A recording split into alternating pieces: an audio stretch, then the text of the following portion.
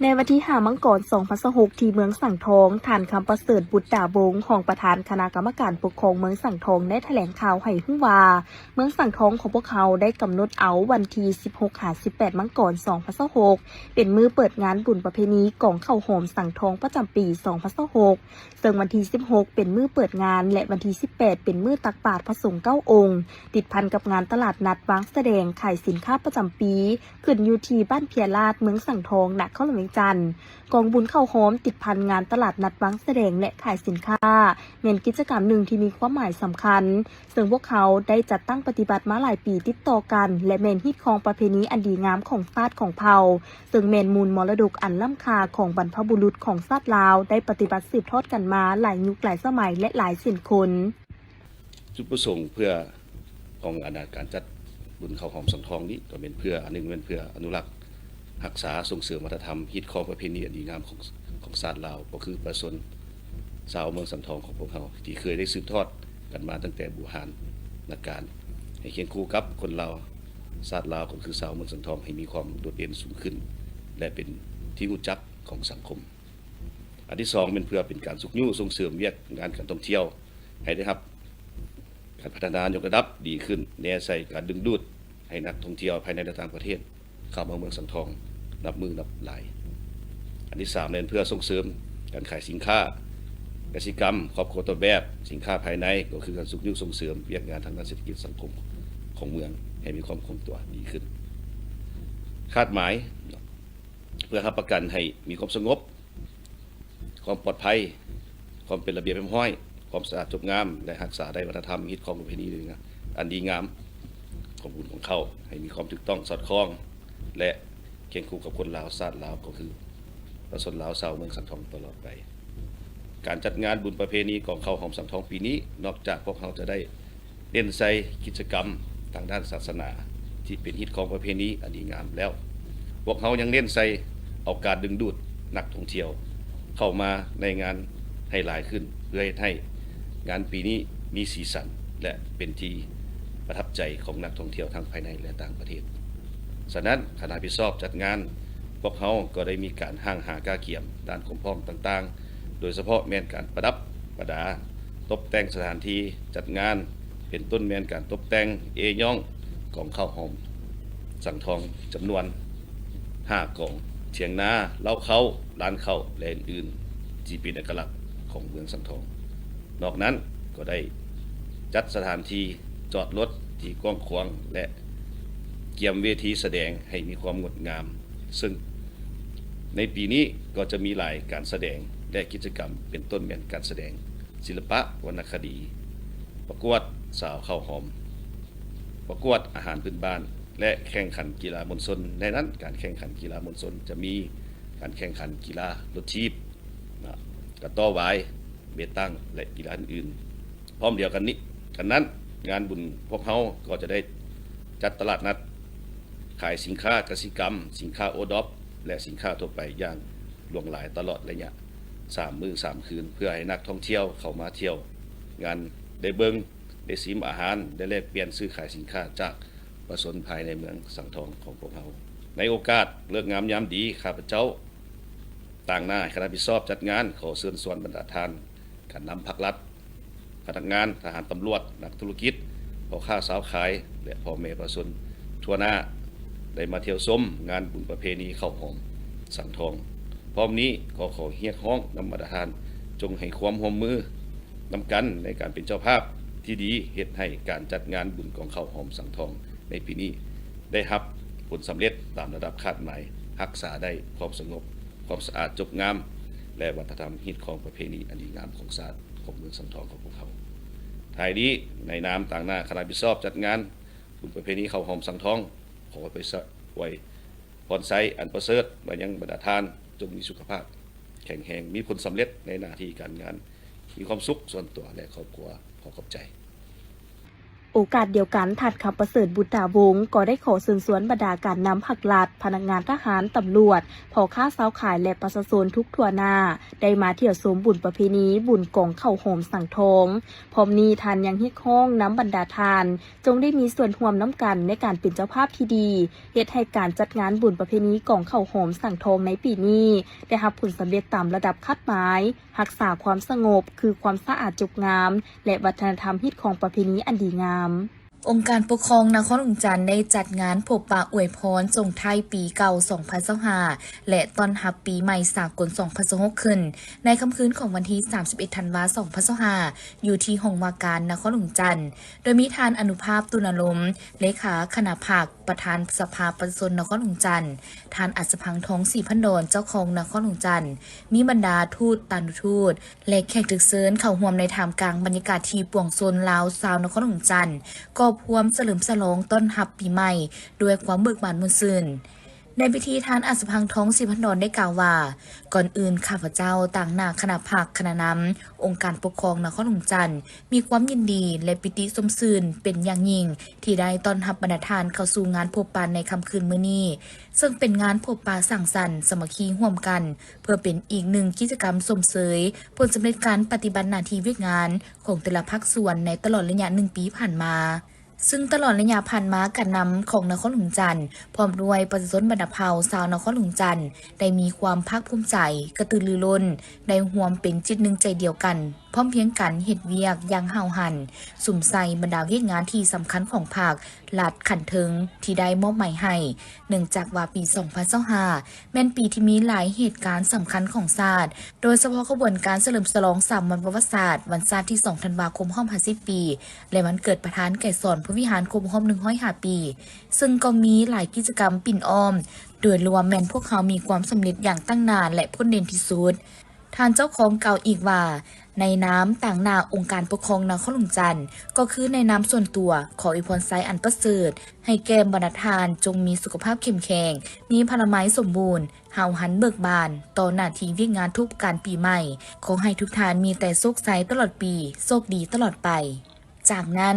ในพิธีก็ได้ชมวิดีโออวยพรปีใหม่ของทานทองลุ้นศรีสุรีดประธานประเทศแห่งสาธารณรัฐประชาธิปไตยประชาชนลาวซึ่งมีเนื้อในบางตอนกล่าวว่าพี่น้องห่วมชาติเพื่อนมิตรสหายที่อยู่ไกลและไกลที่นับถือหักแพงทั้งหลายในโอกาสอันสง่าราศีที่พวกเขากำลังพร้อมการส่งท้ายปีเก่าคศ2025และต้อนรับปีใหม่สากลคศ2026ที่มาถึงนี้ในน้ำกันน้ำของพรรคและรัฐและในน้ำส่วนตัวข้าพเจ้าขอส่งคำอวยพรอันประเสริฐมายังพี่น้องห่วมชาติทุกทั่วหน้าที่กำลังดำรงชีวิตอยู่ภายในประเทศรวมทั้งพี่น้องชาติลาวที่กำลังดำรงชีวิตอยู่ต่างประเทศพร้อมเดียวกันนี้ขอส่งคำอวยพรและความปรารถนาดีเป็นยังเพื่อนมิตรสหายจงมีความสุขและความเป็นสิริมงคลในชีวิตมาณโอกาสนี้ด้วยปี 2025 ที่กำลังผ่านพ้นไปนี้เป็นปีที่มีความหมายสำคัญยิ่งสำหรับสาธารณรัฐประชาธิปไตยประชาชนลาวของพวกเขาที่ได้พร้อมกันเฉลิมฉลองบรรดาเหตุการณ์ประวัติศาสตร์ของพรรคของชาติเฮาอย่างเป็นขบวนฟดฟื้นและเต็มไปด้วยความภาคภูมิใจความเบิกบานมวลซื่นและความเอกอ้างทะนงใจปี 2025 ก็เป็นอีกปีหนึ่งที่ปวงชนลาวทั้งชาติได้ร่วมเพียงร่วมใจกันผ่านพาความยุ่งยากและสิ่งท้าทายทดสอบอันใหญ่หลวงแต่ก็ผ่านพ้นไปได้ด้วยดีและยังญาติได้ผลสำเร็จหลายด้านที่เป็นพื้นฐานเป็นต้นรักษาได้เสถียรภาพทางด้านการเมืองอย่างนักแน่นสังคมมีความสงบและความเป็นระเบียบเรียบร้อยข้าพเจ้าขอแสดงความย่องย้อสรรเสริญที่ปวงชนลาวเฮารักษาได้หมู่เสื้อแห่งความเป็นจิตหนึ่งใจเดียวอันได้ประกอบส่วนสำคัญเข้าในภารกิจปกปักรักษาและพัฒนาประเทศชาติในปีที่ผ่านมาปี 2026 นี้ประเทศชาติของพวกเราจะก้าวเข้าสู่บรรดาเหตุการณ์การเมืองที่สำคัญที่จะดำเนินการประชุมใหญ่ผู้แทนทั่วประเทศครั้งที่ 12 ของพรรคประชาชนปฏิวัติลาวการกระเกี่ยมเลือกตั้งสมาชิกสภาแห่งชาติสุดที่ 10พร้อมกันพัฒนาประเทศชาติอันแสนหักและห่วงแหนของพวกเขาให้มีความเข้มแข็งและเจริญรุ่งเรืองยิ่งขึ้น ในโอกาสปีใหม่อันเป็นสิริมงคลนี้ขออวยพรให้พ่อแม่พี่น้องทุกทั่วหน้าและขอส่งคำอวยพรอันประเสริฐไปยังเพื่อนมิตรทั้งหลายในทั่วโลกจงมีสุขภาพเข้มแข็งและมีความสุขสันติขอให้ปี2026เป็นปีแห่งความหวังใหม่ ที่จะเห็นประชาชนในทั่วโลกของพวกเขาได้ดำรงชีวิตอยู่ร่วมกันภายใต้ท้องฟ้าสีครามแห่งสันติภาพจากนั้นท่านเจ้าของนครหลวงจันทร์ก็ได้นำพาบรรดาผู้เข้าร่วมงานพบปะอวยพรนับถอยหลังส่งท้ายปีเก่า2025ไปพร้อมๆกันเคียงคู่กับเสียงจุดพลุดอกไม้ไฟขึ้นสู่ท้องฟ้าอย่างสวยงามในท่ามกลางบรรยากาศชาวนครหลวงจันทร์ต้อนรับปีใหม่สากล2026อย่างเบิกบานม่วนซื่น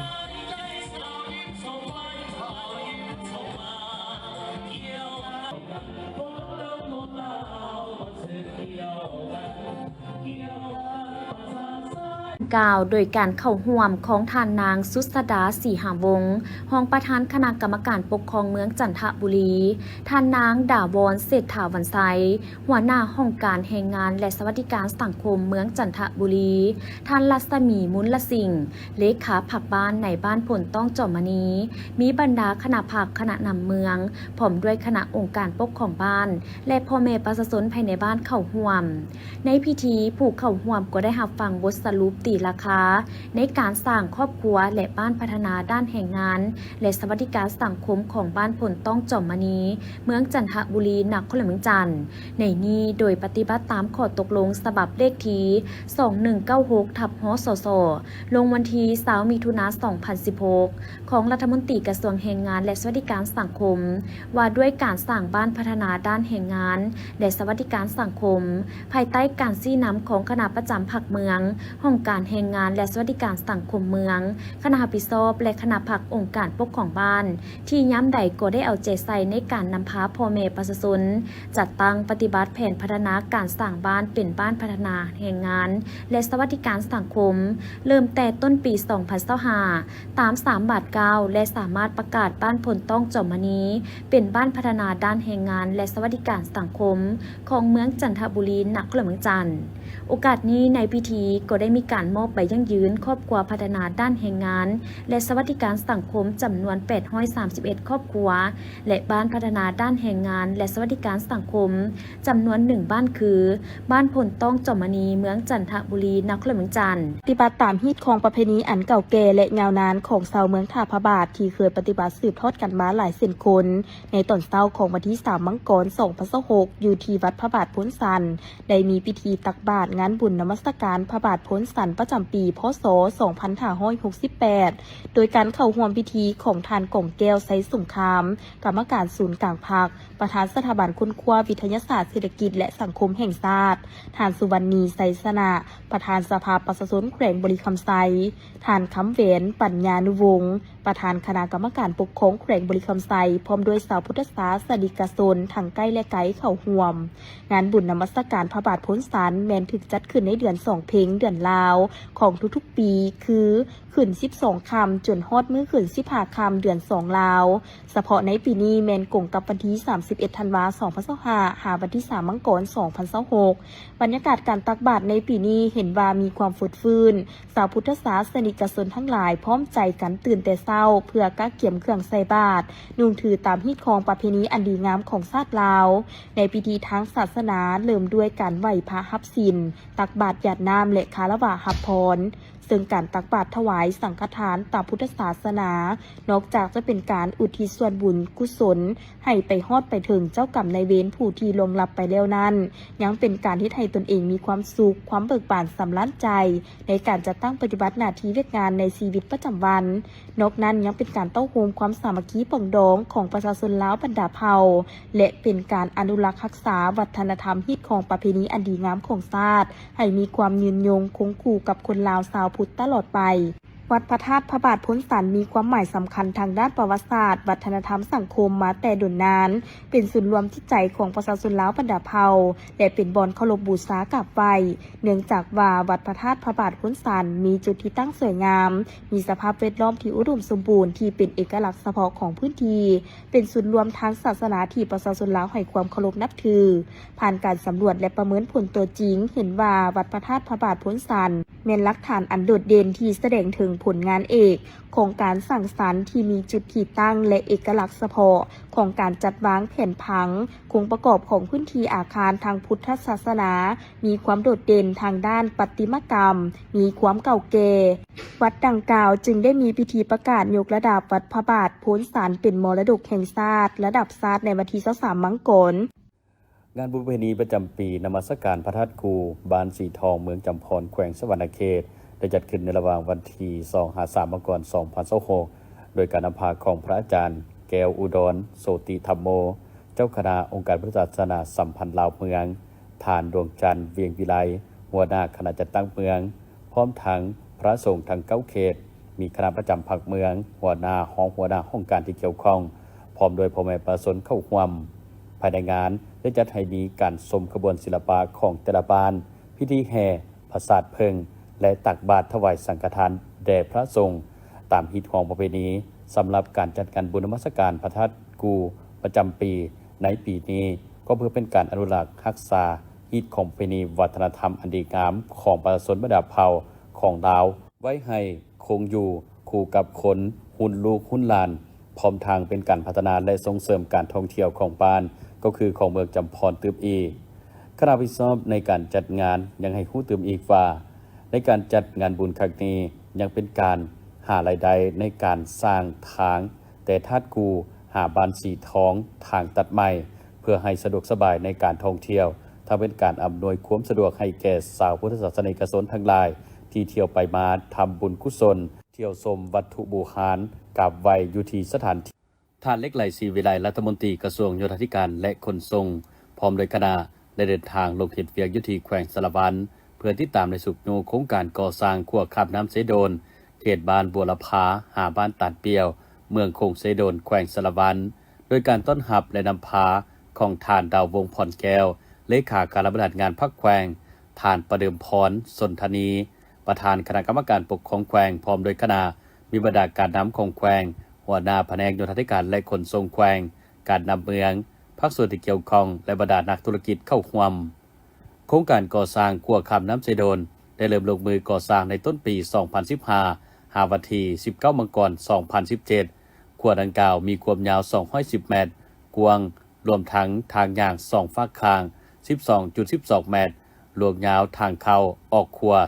2,500 เมตรจะตั้งปฏิบัติสำเร็จได้ 56.65 ส่วนห้อยสำหรับเวียกที่ยังคงค้าง 43.35 ส่วนห้อยเฮ็ดให้การจะตั้งปฏิบัติโครงการมีความล่าช้าแก่ยาวจนมาถึงปัจจุบันสำหรับเวียกที่จะสืบต่อดำเนินการก่อสร้างให้สำเร็จประกอบมีก่อสร้างเส้นทางปูยาง2สั้นเข้าออกขัวลวงยาว 2,500 เมตรลวงกว้าง 7 เมตรเทเบตงหน้าขัวติดตั้งหาวพนักขัวเวียกงานระบายน้ำเวียกงานป้องกันเจือนเวียกองค์ประกอบของทางและเวียกเพิ่มอื่นๆมูลค่าการก่อสร้างในนาเวียกสืบต่อ34 ตื้อกว่ากีบในโอกาสนี้ทานเล็กไหลศรีวิไลได้มีคำเห็นและชี้นำให้องค์การปกครองแขวงสารวันให้เอาใจใส่ทุ่มเททุกกำลังแห่งที่มีเงื่อนไขเพื่อสืบต่อดำเนินการก่อสร้างขัวดังกล่าวให้สำเร็จตามแบบโครงสร้างถ้ามีความเชื่อมั่นในด้านวิศวะเฉพาะที่จะคัดเลือกเอาบริษัทที่มีมาตรฐานเงื่อนไขครบถ้วนเพื่อหลีกเลี่ยงข้อยุ่งยากต่างๆในการจัดตั้งปฏิบัติพร้อมกันนั้นองค์การปกครองแขวงต้องได้สวมใส่สุกยูอย่างแข็งแรงเพื่อให้การดำเนินการก่อสร้างขัวแห่งนี้ลุล่วงไปด้วยดีและคาดว่าให้สำเร็จในปี 2026 นี้ส่วนเวกงานด้านใดที่ยังประสบความยุ่งยากให้รายงานปรึกษาหารือกับภาคส่วนที่เกี่ยวข้องก็คือกระทรวงโยธาธิการและขนส่งเพื่อหาวิธีทางแก้ไขร่วมกันเฮ็ดให้เวกงานสำเร็จไปด้วยดีในวันที่5 มังกร 2026ท่านคำผิดแสงมณีพงษาสมาชิกสภาประชาชนแขวงเสียงขวางประจำเขตเลือกตั้งเมืองหมอกได้นำเอารถถีบจำนวนหนึ่งไปมอบให้ห้องการศึกษาธิการและกีฬาเมืองหมอกเพื่อนำไปแจกย้ายให้นักเรียนเก่งชั้นป .5 จำนวน15 คนจาก12โรงเรียนในทั่วเมืองซึ่งเข้าร่วมเป็นสักขีพยานในครั้งนี้มีท่านทองคำธรรมาวงศาหัวหน้าห้องการศึกษาธิการและกีฬาเมืองมีอำนวยการโรงเรียน12 แห่งและนักเรียนชั้นป .5 ขั้นเมืองเข้าร่วมนำ ในโอกาสดังกล่าวท่านคัมภีร์แสงมณีพงษาก็ได้มีคำเห็นโอ้ล้มซึ่งท่านได้กล่าวว่ารถถีบที่นำมามอบในครั้งนี้มีจำนวน15คันเป็นรถถีบมือสองซึ่งได้รับการช่วยเหลือจากสป.จีนจุดประสงค์ก็เพื่อเป็นการกระตุกสุกยูขบวนการเรียนการสอนของน้องนักเรียนให้นับมือมีคุณภาพดีขึ้นเทอละก้าวจากนั้นก็ได้มอบรถถีบให้น้องนักเรียนเก่งอย่างเป็นทางการ ใส่พิธีดังกล่าวได้จัดขึ้นอยู่ที่หอวัฒนธรรมบ้านอ่าวเหนือโดยการเป็นประธานของท่านพลอยคำหุงบุญยวงเลขาคณะบริหารงานพรรคแขวงนิสหายสมบูรณ์คำต่างรองเลขาพรรคเมืองประธานคณะกรรมการปกครองเมืองอนุวงศ์มีบรรดาพนักงานองค์การกรมกองอ้อมข้างแขวงเมืองและบ้านเข้าหวมในพิธีสหายลือลอเยสมทาวของหัวหน้าคณะจัดตั้งเมืองได้รายงานให้ฮู้ว่าตาแซงอ่าวไซตั้งอยู่จุดซุ่มบ้านอ่าวเหนือของเมืองอนุวงศ์มีเนื้อที่ 18,785 เฮกตาร์รวมเอา3บ้านคือบ้านอ่าวเหนือบ้านอ่าวกลางและบ้านอ่าวใต้มีพลเมืองทั้งหมด 2,780 คนเป็นหญิง 1,370 คนประกอบมี363ครอบครัว356หลังคาเรือนจากนั้นคณะรับผิดชอบสร้างตั้งตาแซงได้ผลัดเปลี่ยนกันขึ้นผ่านเอกสารที่สำคัญเป็นต้นข้อตกลงว่าด้วยการสร้างตั้งตาแซงมติตกลงว่าด้วยการสร้างตั้งคณะพรรคตาแซงมติตกลงว่าด้วยการบ่งตัวแต่งตั้งเลขาห้องเลขาคณะพรรคตาแซงข้อตกลงว่าด้วยการแต่งตั้งประธานห้องประธานคณะกรรมการปกครองตาแซงข้อตกลงว่าด้วยการแต่งตั้งหัวหน้า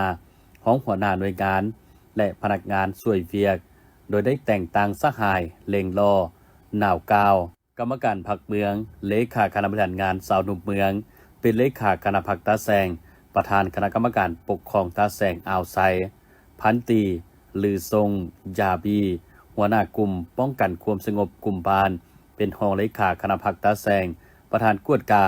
คณะพรรคตาแซงรองประธานคณะกรรมการปกครองตาแซงสหายยูตีทรงหัวหน้าหน่วยงานของห้องการเกษตรกรรมและสิ่งแวดล้อมเป็นกรรมการคณะพรรคตาแซงรองประธานคณะกรรมการปกครองตาแซงสหายยัวลอจาเจอเป็นกรรมการคณะพรรคตาแซงเลขาหน่วยพรรคบ้านอ่าวเหนือและสหายวาทรงเป็นกรรมการคณะพรรคตาแซงเลขาหน่วยพรรคบ้านอ่าวใต้ในโอกาสที่มีความหมายความสำคัญนี้สหายพลอยคำหุงบุญยวงได้มีคำเห็นและโอ้ลมต่อพิธีซึ่งทานได้แสดงความย่องยอสมเสยต่อกับผลสำเร็จในการจัดตั้งปฏิบัติเวียกงานและสามารถประกาศสร้างตั้งตาแซงในครั้งนี้พร้อมกันนี้สหายได้เกี่ยวข้องให้คณะพรรคคณะกรรมการปกครองตาแซงอ่าวไซจงพร้อมกันเอาใจใส่เคลื่อนไหวปฏิบัติหน้าที่ตามภาระบทบาทสิทธิหน้าที่ของตาแซงที่ได้กำหนดในกฎหมายการปกครองท้องถิ่นให้ถูกต้องและแข็งแรงเอาใจใส่ปลุกระดมเต้าโฮมความสามัคคีภายในคณะพรรคสมาชิกพรรคพนักงานมีความสามัคคีปกดองต่อกับประชาชนบรรดาเผ่าให้แน่นแฟนเอาใจใส่ปรับปรุงแบบแผนวิธีเฮ็ดเวียกโดยยึดมั่นและปฏิบัติตามหลักการนำพาของพรรคตามหลักการรวมศูนย์ประชาธิปไตยนำพาเป็นหมู่คณะแบ่งเวียกให้บุคคลรับผิดชอบในการลงเคลื่อนไหวมอบเครื่องช่วยเหลือในครั้งนี้นำพาทีมงานโดยทานนางพรสมัยแก้ววันดีหัวหน้าทีมงานจิตอาสาผ้าโฮมใจประจำแขวงบ่อแก้วพร้อมด้วยครอบครัวมีทีมงานจิตอาสาผ้าโฮมใจประจำแขวงวิชาการจากห้องการแห่งงานและสวัสดิการสังคมเมืองมีอำนาจการปกครองบ้านพ่อแม่ประชาชนภายในบ้านพร้อมด้วยน้องน้อยนักเรียนเข้าร่วมเครื่องที่นำมามอบช่วยเหลือในครั้งนี้ประกอบมีเครื่องนุ่งกันหนาวผู้ใหญ่และเด็กน้อยจำนวน220ผืนเครื่องนุ่งทั่วไป106ธงผ้าห่ม70ผืนชุดผ้าปูบ่อนนอน40ชุดอุปกรณ์การเรียนประกอบมีปึ้มเขียน30แพ็คบิ๊กและสอเขียน200สูตรและอุปกรณ์กีฬาประกอบมีบันเตะและกระโต้ไว้อีกจำนวนหนึ่งมอบให้หมวดโรงเรียนประถมบ้านกลางและหมวดโรงเรียนประถมบ้านภูเวียงนอกนี้ยังมีอาหารเสริมเป็นประเภทข้าวนมกล้วยแห้งและแป้งอาหารเสริมอีกจำนวนหนึ่งมอบให้น้องน้อย2หมวดโรงเรียนรวมมูลค่าทั้งหมดเป็นเงิน42ล้านกว่ากีบ โอกาสนี้ตั้งหน้าให้แก้อำนาจการปกครองบ้านยังได้กล่าวแสดงความขอบใจและแสดงความรู้บุญคุณมายังทีมงานเผ่าโฮมใจประจำแขวงบ่อแก้วที่ย้ำใดก็มีความเป็นห่วงเป็นใยต่อพ่อแม่ประชาชนครอบครัวทุกข์ยากและน้องๆนักเรียนผู้ที่ขาดเคินอุปกรณ์การเรียนอยู่ในเมืองผาอุดมตลอดมาและหวังอย่างยิ่งว่าโอกาสหน้าจะได้รับการช่วยเหลือจากทีมงานจิตอาสาเผ่าโฮมใจตื่มอีกในครั้งต่อไปดีบาทแผนพัฒนาเศรษฐกิจสังคมแผนงบประมาณ5 ปีติดพันกับการจัดตั้งปฏิบัติ2วาระแห่งชาติและที่ทั้งแผนปี2026ของนครหลวงจันทร์ต่อกองประชุมสมัยสามัญที่10ของสภาประชาชนนครหลวงจันทร์ว่านครหลวงจันทร์ได้สืบต่อสุ่มใส่พันขยายและแก้ไขปัญหารวมอย่างตั้งหน้าเฮ็ดให้การพัฒนาเศรษฐกิจสังคมของนครหลวงจันทร์ยังสืบต่อขยายตัวอย่างต่อเนื่องสามารถจัดเก็บรายรับได้ทั้งหมด 41,000 กว่าตื้อกีบปฏิบัติได้ลืนเพน 42.58 ส่วนห้อยสามารถสนองรายจ่ายงบประมาณเข้าใส่แผนพัฒนาเศรษฐกิจสังคมของนครหลวงจันทร์ทั้งหมด 4,000 กว่าตื้อกีบเท่ากับ 97.74 ส่วนห้อยของแผนการเทียบใส่5 ปีผ่านมารายจ่ายเพิ่มขึ้น 34.41 ส่วนห้อยทิศทางในต่อหน้าจะสู่ซนเฮ็ดให้เศรษฐกิจของนครหลวงจันทร์ขยายตัวในระดับ8 ส่วนห้อยสู่ซนจัดเก็บรายรับให้ได้ 14,000 ตื้อกีบเทียบไซปีผ่านมาเพิ่มขึ้น32 ส่วนห้อยคาดคะเนแผนรายจ่ายงบประมาณบ่ให้เกิน464.45 ตื้อกีบโดยเวียกจุดสูมจะคุ้มครองเศรษฐกิจให้มีเสถียรภาพสร้างเศรษฐกิจเอกราชเป็นเจ้าตนเองแก้ไขปัญหาเข่งฮอนของเศรษฐกิจการเงินปัญหาเงินเฟ้ออัตราแลกเปลี่ยนราคาสินค้าและหนี้สินต่างประเทศรวมศูนย์การคุ้มครองเงินตราต่างประเทศสร้างความเข้มแข็งฐานะการชำระต่างประเทศให้มีประสิทธิผลสูงพร้อมทางสุกยูเฮ็ดให้เศรษฐกิจขยายตัวอย่างต่อเนื่องตามทางแห่งบ่มซ้อนของประเทศและของท้องถิ่นติดพันกับการยู่แหงคะแนงเศรษฐกิจปลายแหลมพิธีดังกล่าวได้จัดขึ้นที่เดือนโรงเรียนประถมหมกสุกโดยการเป็นประธานของทานนานสุริยาในบ้านหมกสุกเขาหัวมิทานสมนิตไสทบงศิษย์รองประธานคณะกรรมการปกครองเมืองผู้ชี้นำเวียกงานวัฒนธรรมสังคมเมืองมีทานบุญเลือนสิทธิสมภูประธานแนวเล้าสังซาดเมืองทานบุญเหนียวเจริญผลห้องหัวหน้าห้องการวัฒนธรรมและท่องเที่ยวเมืองภาคส่วนที่เกี่ยวข้องเข้าร่วมทานนานสุริยาได้ผ่านบทสรุปการเคลื่อนไหวเวียกงานการสร้างบ้านวัฒนธรรมใหม่ปี2025และแผนพัฒนาเศรษฐกิจสังคมของบ้านประจำปี2026บทสรุปการจัดตั้งปฏิบัติขบวนการสร้างครอบครัวและบ้านสามัคคีป่องดองบ้านมกสุกแม่น1 ใน 66ของบ้านเมืองผาอุดมและเป็นเผ่ากึมมุห้อยส่วนห้อยนับถือบรรพบุรุษและถือศาสนาผีทั่วบ้านมี105หลังคาเฮือนพลเมือง702 คนหญิง354 คนมีครอบครัววัฒนธรรม75ครอบครัวมีครอบครัวกุ้มกิน62ครอบครัวครอบครัวทุกข์ยาก43ครอบครัวเงินถาวร8 หลังเงินครึ่งถาวร83 หลังเงินปฐมประฐาน14 หลังบ้านมีเนื้อที่ดิน 4,439 เฮกตาร์ในนี้มีเนื้อที่ดินปลูกสร้าง676 เฮกตาร์เนื้อที่ทำการผลิต659 เฮกตาร์ประชาชนส่วนใหญ่ถือเอาการเฮ็ดนาเฮ็ดไร่หมุนเวียนเป็นอาชีพต้นตอและถือเอาการปลูกฝังเลี้ยงสัตว์การค้าขายเป็นอาชีพสำรองทั่วบ้านสามารถสั่งรายรับรวมยอดจากการขายผลผลิต 6,854 ล้านกีบเฉลี่ยใส่หัวคน1มีรายรับ9 ล้านกว่ากีบเท่ากับ$465ต่อคนต่อปีการกวดกาการประเมินผลของห้องการแนวเล้าสั่งซาดสวมทบกับคณะพักแนวเล้าสั่งซาดบ้านสามัคคีประเมินได้คือมีครอบครัวเข้าร่วมการประเมินทั้งหมด105ครอบครัวในนี้มี77ครอบครัวที่ได้คะแนนดีครบทั้ง4มาตรฐานได้คะแนน8-9 28ครอบครัวได้คะแนนปานกลาง6-7คะแนนพร้อมนี้ผู้เข้าร่วมได้รับฟังประวัติความเป็นมาของบ้านอีกด้วยจากนั้นคณะรับผิดชอบได้ผ่านข้อตกลงของท่านเจ้าเมืองผาอุดมและข้อตกลงของท่านเจ้าแขวงบ่อแก้วมาด้วยการมอบไปยั่งยืนครอบครัววัฒนธรรมใหม่บ้านวัฒนธรรมใหม่ใบยั่งยืนครอบครัวสามัคคีป่องดองและบ้านสามัคคีป่องดองพร้อมทั้งมอบไปยั่งยืนดังกล่าวเป็นเกียรติมอบโดยคณะประธานและต่างหน้ารับโดยองค์การจัดตั้งบ้านพร้อมทั้งตัดแถบผ้าเปิดป้าย หลั่นคล้อง9 บาทเพื่อหับห้องเอาบ้านมุกสุกเป็นบ้านวัฒนธรรมใหม่และเป็นบ้านสามัคคีปองดองอย่างเป็นทางการ ในโอกาสเดียวกันนี้ท่านนางวันพรโสภาพมีไซยังได้เชิญชวนมวลชนทั่วไปและนักท่องเที่ยวให้เข้ามาเที่ยวชมและร่วมกิจกรรมในงานบุญประเพณีกองข้าวหอมสังทองพร้อมทั้งตลาดนัดวางแสดงและจำหน่ายสินค้าประจำปี 2026 ซึ่งเป็นเวทีสำคัญในการส่งเสริมวัฒนธรรมประเพณีและสนับสนุนผลิตภัณฑ์ของชุมชนให้เป็นที่รู้จักอย่างกว้างขวางขึ้นตื่มท่านอัศพังทองสีพันดอนเจ้าของนครหลวงจันทร์ได้ขึ้นรายงานเกี่ยวกับเวียกงานพ่นเด่นโดยเฉพาะแมนการจัดตั้งปฏิบัติแผนพัฒนาเศรษฐกิจสังคมแผนงบประมาณ5 ปีติดพันกับการจัดตั้งปฏิบัติ2 วาระแห่งชาติและที่ทั้งแผนปี 2026 ของนครหลวงจันทร์ต่อกองประชุมสมัย3 มันที่10ของสภาประชาชนนครหลวงจันทร์ว่านครหลวงจันทร์ได้สืบต่อสุ่มใส่พันขยายและแก้ไขปัญหารวมอย่างตั้งหน้าเฮ็ดให้การพัฒนาเศรษฐกิจสังคมของนครหลวงจันทร์ยังสืบต่อขยายตัวอย่างต่อเนื่องสามารถจัดเก็บรายรับได้ทั้งหมด 41,000 กว่าตื้อกีบปฏิบัติได้ลื่นเพน 42.58 ส่วนห้อยสามารถสนองรายจ่ายงบประมาณเข้าใส่แผนพัฒนาเศรษฐกิจสังคมของนครหลวงจันทร์ทั้งหมด 4,000 กว่าตื้อกีบเท่ากับ 97.74 ส่วนห้อยของแผนการเทียบใส่5 ปีผ่านมารายจ่ายเพิ่มขึ้น 34.41 ส่วนห้อยทิศทางในต่อหน้าจะสู่ซนเฮ็ดให้เศรษฐกิจของนครหลวงจันทร์ขยายตัวในระดับ 8 ส่วนห้อยสู่ซนจัดเก็บรายรับให้ได้ 14,000 ตื้อกีบเทียบใส่ปีผ่านมาเพิ่มขึ้น 32 ส่วนห้อยคาดคะเนแผนรายจ่ายงบประมาณบ่ให้เกิน4ห้อย 64.45 ตื้อกีบโดยเวียกจุดสูมจะคุ้มของเศรษฐกิจให้มีเสถียรภาพสร้างเศรษฐกิจเอกราชเป็นเจ้าตนเองแก้ไขปัญหาเข่งฮอนของเศรษฐกิจการเงินปัญหาเงินเฟ้ออัตราแลกเปลี่ยนราคาสินค้า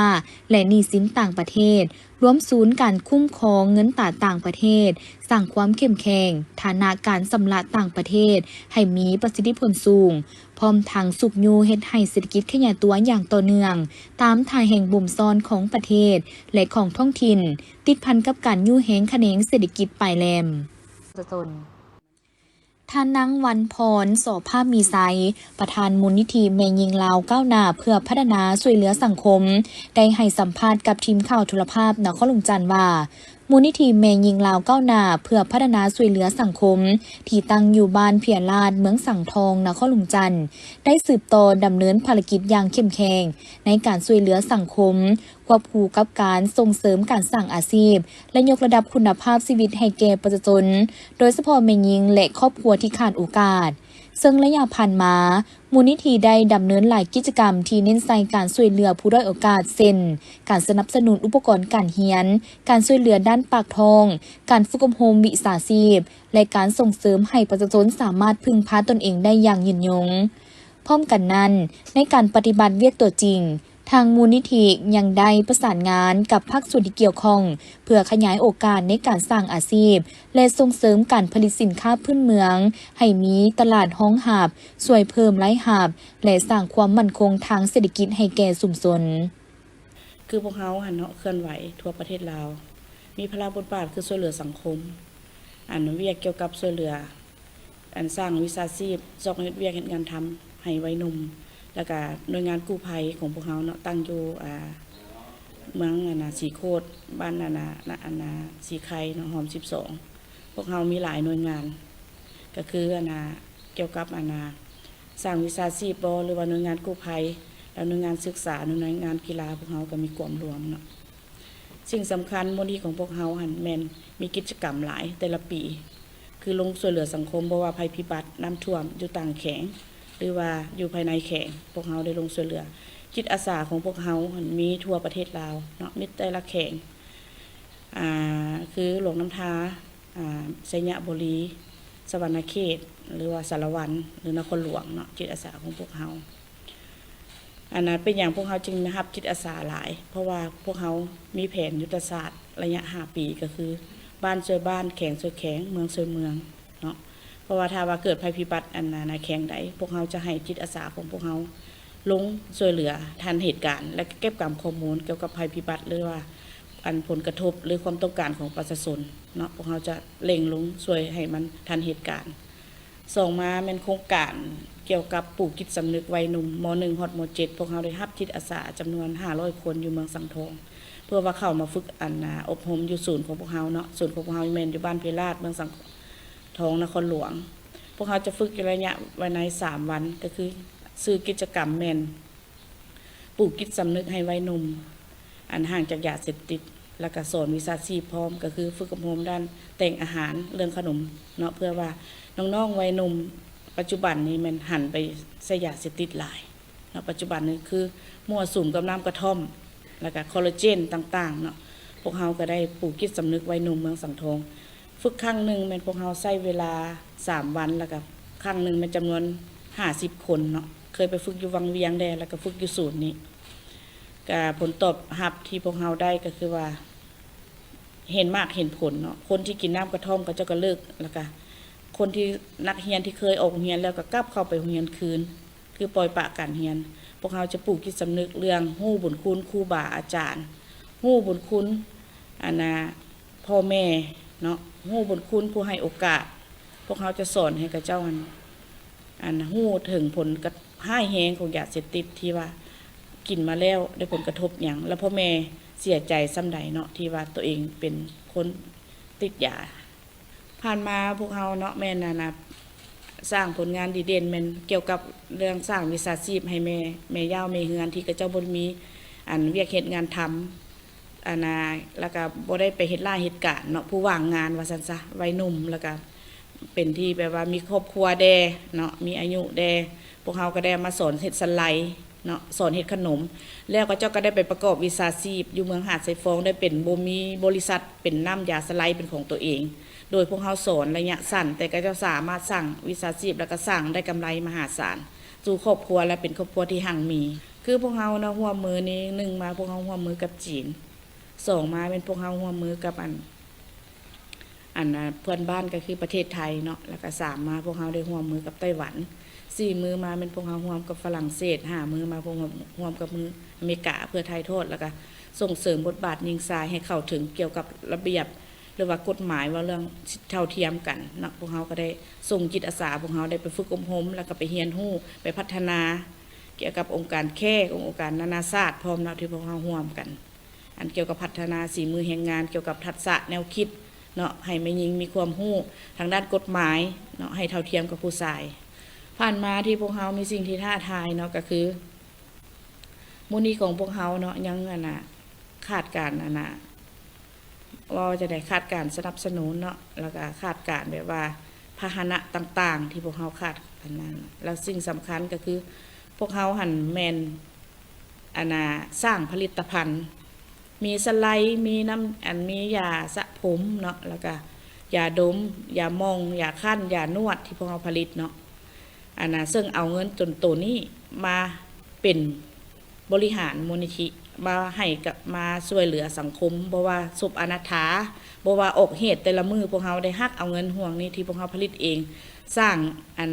ผลิตภัณฑ์นี้เพื่อขึ้นมาแล้วขายจำหน่ายเอามาเป็นเงินขอดบริหารเพิ่งพาตัวเองว่าซั่นซะเนาะก็คือแผนพัฒนาข้างหน้าแผนยุทธศาสตร์ของพวกเราเนาะก็คือพวกเราได้ MOU กับบริษัทแบ่งสุขของจีนเนาะที่เพิ่นมาลงทุนในประเทศลาวเพื่อขายออนไลน์ทั่วโลกเพื่อพวกเราจะได้เอาจิตอาสาพวกเรามาศึกษาเรียนรู้เกี่ยวกับขายออนไลน์เพื่อว่ามีรายรับขึ้นสูงขึ้นเพื่อพวกเราจะได้มีเงินช่วยเหลือสังคมเวลาภัยพิบัติเวลาต้านภัยหนาวเวลาน้ำท่วม